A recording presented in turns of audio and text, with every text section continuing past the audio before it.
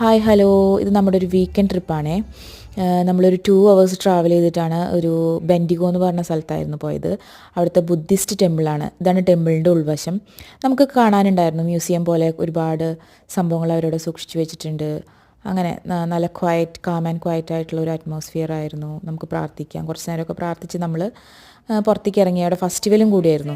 So കുട്ടികൾക്ക് enjoy ചെയ്യാനും നമുക്കും ഒരുപോലെ, കുട്ടികൾക്കും വലിയവർക്കും ഒരുപോലെ എൻജോയ് ചെയ്യാൻ പറ്റുമായിരുന്നു. ഡാൻസും അങ്ങനെ ഒരുപാട് സംഭവങ്ങളുണ്ടായിരുന്നു. കണ്ടില്ലേ, ഡൈനോസേഴ്സ്, നീമോ, അങ്ങനെ കുറേ സംഭവങ്ങൾ അവരോട് ഉണ്ടാക്കി വെച്ചിട്ടുണ്ട്. രാത്രി കാണാനാട്ടോ നല്ല രസം.